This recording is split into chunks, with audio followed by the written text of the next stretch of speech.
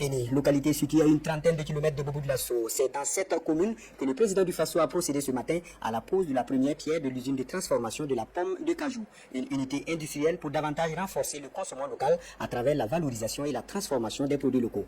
L'usine a une capacité de transformation de 500 000 tonnes de pommes de cajou en vin, vinaigre et jus et alcool. Le reportage d'Idrissa Traouri et Kaduro Menki. D'ici au 31 décembre 2025, on a poussé ici à Péné la toute première usine de transformation de la pomme de cajou au Burkina Faso. Et voilà ce à quoi elle va ressembler. Un bâtiment principal avec 5 sections de production des dérivés de la pomme de cajou et des infrastructures connexes. Cette unité industrielle sera bâtie sur environ 8 hectares. La première pierre est ici posée par le président du Faso, le capitaine Ibrahim Traoré. Un président visiblement fier de constater l'appropriation de sa vision souverainiste par le CBF, Conseil burkinabé des filières agro-pastorales et halieutiques, porteur de ce projet de valorisation de la pomme de cajou. Lorsque vous regardez dans nos localités, les gens récoltent la noix, mais la pomme est jetée dans la nature. On s'est dit qu'il fallait trouver une solution donc pour valoriser ce produit également, pour permettre aux producteurs de se faire un revenu supplémentaire, mais également à côté ça nous permet donc d'avoir des produits naturels de notre terroir qu'on peut consommer en famille et pendant les différentes activités donc festives. Une innovation majeure dans le secteur agro-industriel burkinabé qui concourt à la promotion du consommation local. On a pour ambition de transformer au niveau local ici 5 000 tonnes de pommes de cajou en différents produits. Voilà, les produits qui sont attendus, c'est le concentré de pomme, le jus de pomme, le vin de pomme et l'éthanol de pomme, qui sont des produits qui seront sans additifs, des produits naturels et dont la consommation aura un effet positif sur la santé. Le démarrage de cette usine va permettre d'absorber chaque année 500 000 tonnes de pommes de cajou sur 2 millions de tonnes disponibles par an, soit une capacité d'absorption du quart du potentiel disponible. Un terrain fertile que les industriels pourraient bien explorer. Déjà, pour une capacité de transformation de 500 000 tonnes de pommes de cajou, ce projet du CBF, selon les statistiques, va non seulement contribuer à réduire les pertes post-récolte, mais aussi créer de nouveaux débouchés économiques et de milliers d'emplois. Sur la communauté, il est attendu donc 112 emplois directs et permanents et 10 050 emplois indirects. Voilà. Les femmes qu'on va organiser autour des coopératives pour collecter sont les bénéficiaires indirects. Voilà. Et ces bénéficiaires-là représentent à peu près 10 050 personnes.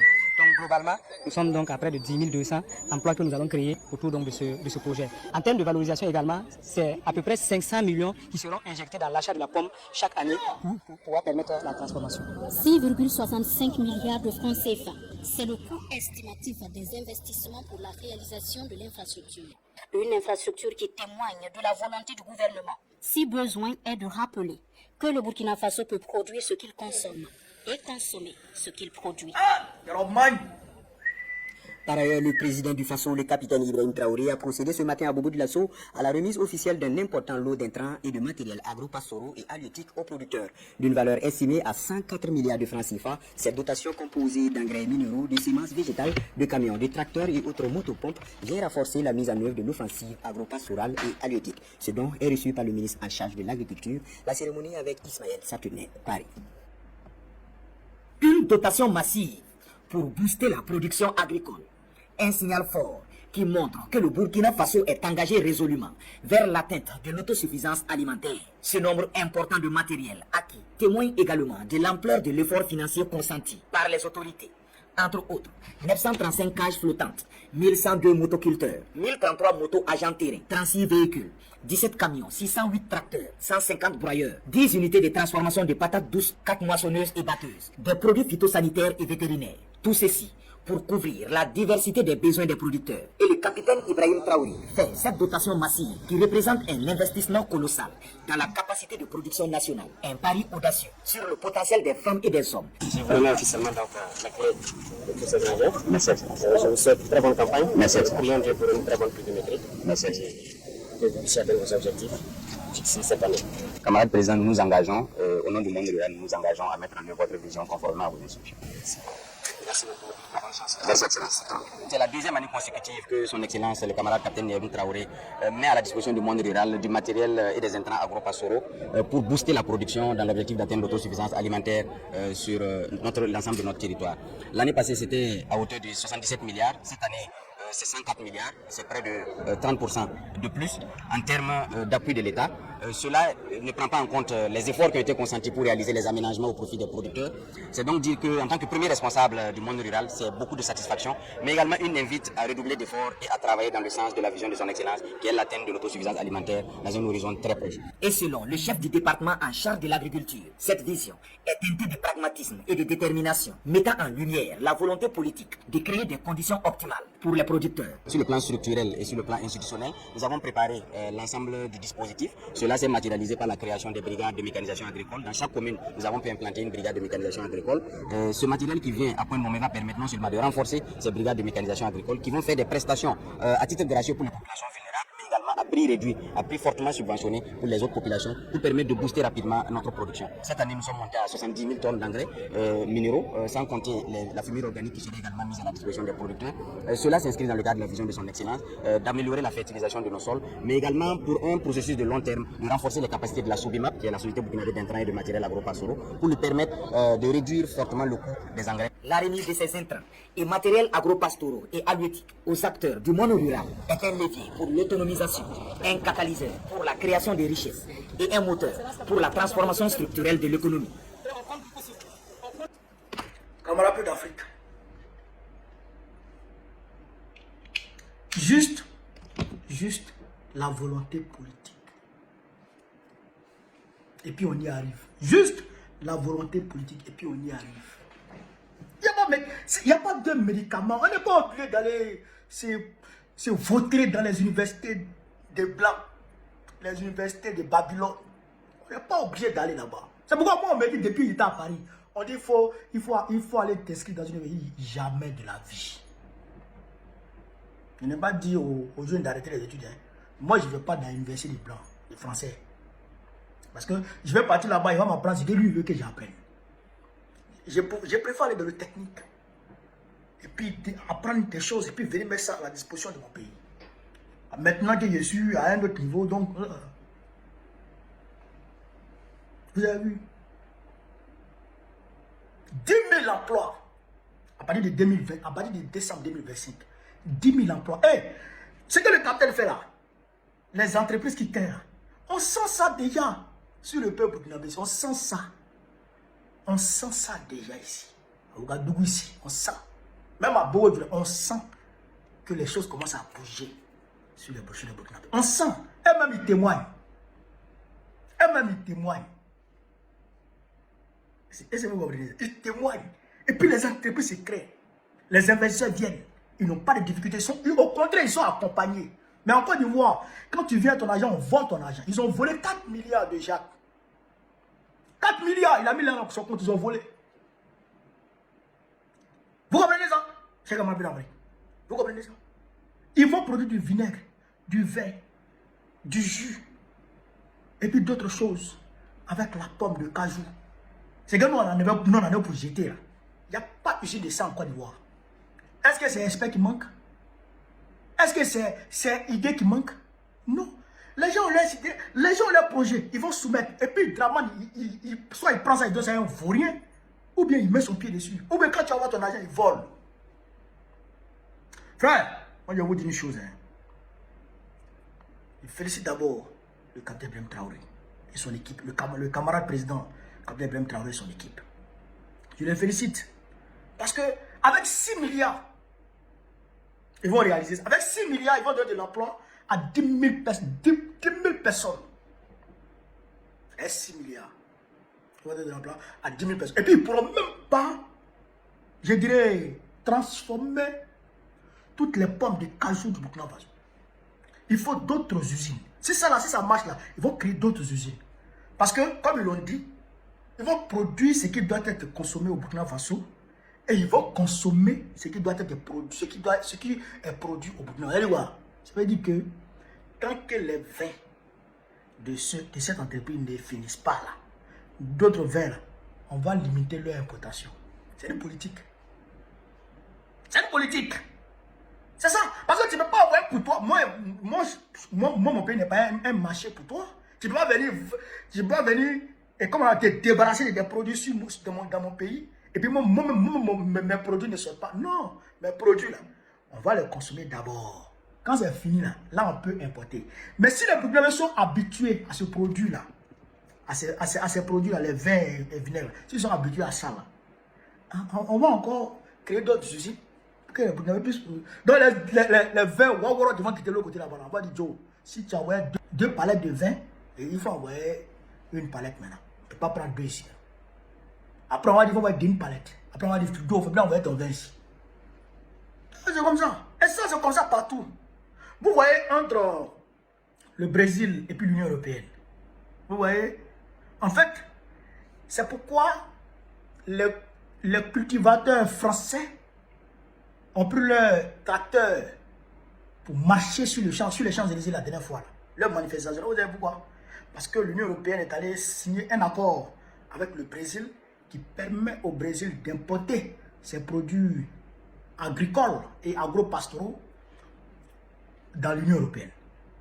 Ce qui va rendre moins compétitifs les produits français et les produits européens. Vous voyez là? Donc, les Français ont manifesté pour dire que les produits brésiliens ne rentrent pas. En contrepartie, l'Union européenne va vendre ses véhicules au Brésil. Parce que eux aussi, ils ont dit vos voitures ne rentrent pas ici. Ouais. Ils ont mis des garde-fous pour protéger leur marché intérieur. Vous comprenez, non? Donc nous aussi, on doit mettre des garde-fous pour protéger nos marchés intérieurs. C'est ça que le capitaine est en train de faire. Donc ne vous dites pas que non, parce que peut-être que qualité. Non, non. Et puis c'est du naturel, c'est du bio. Donc ça sera consommé d'abord. Tu vas manger burkinabé d'abord avant d'aller manger blanc. C'est ça qui va se passer. Et c'est comme ça que ça doit se passer pour développer le pays. Vous comprenez ça? C'est comme ça. Mais chez nous en Côte d'Ivoire, on dit c'est une économie libérale. Chacun fait rentrer ce qu'il veut comme il veut. Mais quand les nationaux veulent produire, on les empêche de produire. On vole leur argent. Non seulement on ne les accompagne pas, on ne les aide pas, on ne les finance pas. Mais quand ils vont chercher les financements et ils viennent avec, on met du sable dedans. 6 milliards pour donner 10 000 emplois aux gens. 600 milliards ont disparu entre Bitogo, président de l'Assemblée nationale, et Alassane Ouattara, président de la République. Comment vous voyez ça? Comment vous voyez ça? Bah, tu donnes 600 milliards aujourd'hui à eBay. Imaginez combien d'entreprises va créer ça. Imaginez combien d'entreprises va créer ça. Et regardez ce qu'il a offert aux gens. Ça c'est gratos, hein, les machines là. Les machines, les engrais, tout ça. C'est gratos. C'est pour labourer la terre pour les plantes, pour les agriculteurs, afin qu'ils puissent semer leurs semences. Afin qu'ils puissent produire. C'est cadeau, on laboure pour eux. On laboure pour eux gratuitement. Mais chez nous, en Côte d'Ivoire, les voleurs, les délinquants, les criminels, les maudits volent l'argent de l'État. Et ils vont déposer ça dans les banques européennes. Les Européens vont prendre ça, comme ils sont bien déposés, ils n'ont pas besoin de ça. Les Européens vont prendre cet argent-là pour investir. Pour investir. Et ça crée de l'emploi en Europe. Les 3 000 milliards dont on nous parle, que vous pouvez déposer au Vatican. Vous m'avez dit que c'est là comme ça. Les Blancs ont travaillé ça. Et ils travaillent ça. Et ils travaillent ça, ça se trouve même l'Italien a beaucoup travaillé ça. Vous pensez qu'on peut aller récupérer ça un coup? Ils ne donnent pas un coup. Ils vont dire on va vous donner après. On va vous donner sur tel nombre de tranches. Sur 10 tranches ou 4 tranches. Parce qu'ils ont placé là, il faut récupérer un peu pour donner. Et ils sont intelligents. Mais nous, nos aventuriers politiques là, il faut dire. C'est ça qui nous fait mal. C'est ça qui nous fait mal. C'est ça qui nous fait mal. Et c'est pourquoi on parle. C'est pourquoi on se bat. C'est pourquoi on se bat. Quand tu parles, on nous rabâche l'oreille avec les histoires de de 2 chiffres. La Côte d'Ivoire fait 2 chiffres. L'économie ivoirienne se porte bien. Mais l'économie ivoirienne se porte bien. Et puis, le taux de mortalité dans l'espace UEMOA, la Côte d'Ivoire se situe en tant que premier pays en taux de mortalité. Ça meurt en Côte d'Ivoire que tout le pays du monde. Le système sanitaire en Côte d'Ivoire est catastrophique. C'est catastrophique. Seulement 5% du PIB est investi dans la santé. L'école, on n'en parle pas. L'agriculture, les agriculteurs sont laissés pour compte. Pour rendre la vie dure aux Ivoiriens. Et quand c'est comme ça, c'est les Français qui s'en sortent. C'est eux qui gagnent. Total, Orange, grâce à la Côte d'Ivoire, ramasse des milliards pour aller verser dans leur compte en France, pour permettre aux banques commerciales françaises de bouger, de travailler. Bolloré, Géos a pris tout le port de la Côte d'Ivoire. Par ce que nous on est là. Et c'est pourquoi ils sont en train d'échafauder des chemins pour permettre de maintenir toujours Draman ou un autre de leurs pantins à la tête de notre pays.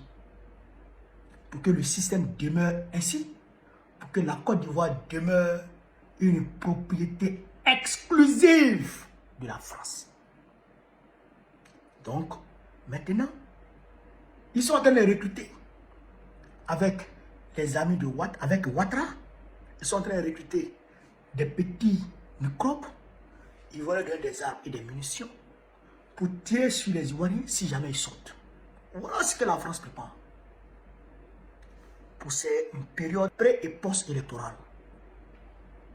Maintenant, ça ne sera plus comme en 2004 où la France a tiré sur les Ivoiriens, où elle a massacré plus de 60 Ivoiriens à l'Hôtel d'Ivoire. Ça ne sera plus comme en 2011 où la France a bombardé les Ivoiriens, où elle a tiré sur les Ivoiriens à bout portant. Ça ne sera plus comme ça. La France ne va plus prendre les armes. Elle va donner les armes à des petits microbes qui sont recrutés ici et là pour tuer les Ivoiriens. On sait que si un Ivoirien tombe dans ces conditions-là, cet Ivoirien serait tombé sous une balle assassine de la France. Et donc nous autres, on va essayer de voir dans quelle mesure on peut trouver une réponse adéquate à ce meurtre. Parce que 2025 ne sera pas comme les autres années. Ça sera du œil pour œil, dent pour dent. C'est ça qui est la vérité. On ne va pas se laisser assassiner par les Français pour rien. On va agir. On va agir. Parce que ce qu'ils veulent, c'est de nous dresser les uns contre les autres. Nous contre nous. Pendant que eux, ils sont assis, ils tirent les ficelles. Et nous tirons dessus. Ça ne sera pas comme ça. Si vous donnez les armes aux Ivoiriens pour tirer sur les Ivoiriens, non seulement l'Ivoirien qui tire sera considéré comme un assassin dont on va s'occuper, mais vous qui avez donné les armes, vous aussi serez considérés comme des assassins dont l'Ivoirien va s'occuper. Ça sera comme ça. On ne peut plus accepter. C'est fini. Donc, ce que je voudrais dire à mes frères et sœurs, regardez l'exemple du capitaine Ibrahim Traoré. Regardez l'exemple. En si peu de temps, il est en train de transformer positivement le Burkina Faso. Vous comprenez ça? Et chez nous, on fait comment? Il faut qu'on se lève. Ne regardez pas les miettes qu'on vous donne aujourd'hui. Ne regardez pas les 100 000, les 200 000, les 1 million qu'on vous donne aujourd'hui pour hypothéquer l'avenir de la nation. Regardez à l'intérêt supérieur. Regardez à l'intérêt supérieur. Soyez dignes. Si on vous donne les armes pour tirer sur vos frères, n'acceptez pas. Ne l'acceptez pas. Si vous acceptez, vous aurez trahi votre nation, vous aurez trahi votre conscience et vous serez mis à la disposition de l'impérialisme contre votre pays. Et demain, c'est vous qui allez pleurer. C'est vous qui serez frappé de remords. Regardez aujourd'hui ceux qui ont accepté de faire la rébellion. Où sont-ils? Où sont-ils aujourd'hui? N'acceptez pas. Prenons notre souveraineté. Obtenons notre souveraineté. Travaillons en Côte d'Ivoire pour la Côte d'Ivoire et avec la Côte d'Ivoire afin que la Côte d'Ivoire triomphe et afin que la Côte d'Ivoire prospère. Frère, voilà ce que je voulais vous dire sur cette vidéo, sur Vive l'Afrique libre, vive le panafricanisme, vive tous les pays panafricains, vive l'AES, vive le capitaine président Ibrahim Traoré, vive le président Goïta, vive le président Abdelrahman Chani, Babo, président Bikoran.